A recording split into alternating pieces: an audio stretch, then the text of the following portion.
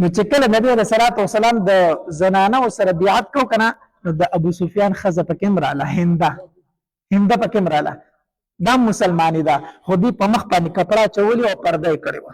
دا ډېره زوروره زنانه وه، مخ یې پټ کړی و. وی مخ یې ځکه پټ کړی نبي علیه السلام زه وپېژندم نو زما اسلام نه قبلېږي، ځکه چې ما د نبي علیه الصلاة والسلام د تره سره ډېر ظلم کړی دی. ما حمزه ډېر په بېدردۍ باندې شهید کړی دی. ما د حمزه د اندامونو نه ځان له امیل راښ کړی او غاړې ته مې اچولی درېدلی ورسره یم.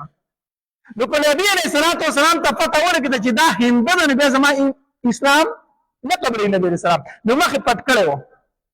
نو نبی علیه الصلاة والسلام د زنانو نه بیعت اغستو نو اول ورته نبی علیه الصلاة والسلام دا خبره وکړه چې د الله تبارک وتعالی سره به شریک نه جوړوئ. د الله تبارک وتعالی سره به شریکو ځانو کې دا شرک لږ زیات دی، د الله تبارک وتعالی سره به شریکو نه جوړوئ.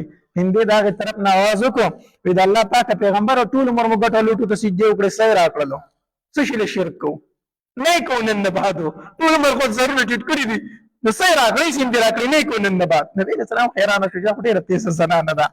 بیا ورته نبي علیه الصلاة والسلام وفرمایلو وی خپل اولاد به نه قتلوئ، خپل اولاد به نه قتلوئ. مونږ یې نه قتلو خو مونږ واړه رالوی کړه تا راله په جنګونه ووژل وي.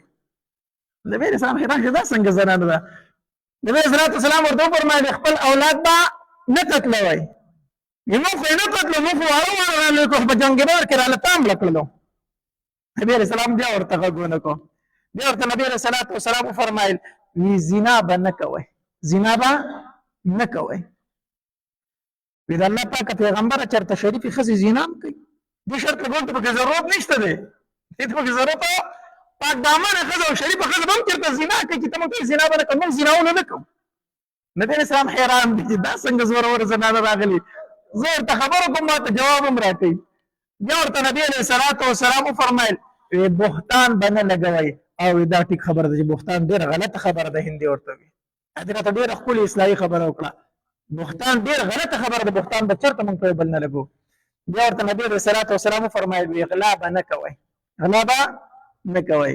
نو هندي ورته راغی طرف نه آواز وکړو وی زما خاوند ابو سفیان لږ شوم دی ما له پیسې نه راکوي، نو که زه په پټه د هغه د پیسو نه لږ ځان له رالم نو د دې اجازت پوي شوم دی ما له خرچې له پیسې نه راکوي، خو که زه د هغه د پیسو نه بقدر ضرورت رالم نو ما ته به اجازه دي. نبی علیه الصلاة والسلام پوه شو چې هغې وي زما خاوند ابو سفیان او نبی علیه السلام پوه شو چې دا هنده ده، دې خو مخ پټ کړی و که نه، خو چې دا خبره یې د خولې نه ووته وي زما خاوند ابو سفیان لږ شوم دی ما له پیسې نه راکوي. نبی علیه السلام وپېژندل ته هندی، ته هندی. یو د الله پاکه پیغمبر زه هندی ما خو ځان مې ځکه پټ کړی ما ته فتح ده، خو تا زه وپېژندم بیا ته زما اسلام نه قبلوي، ما ستا د تره سره ډېر ظلم کړی دی.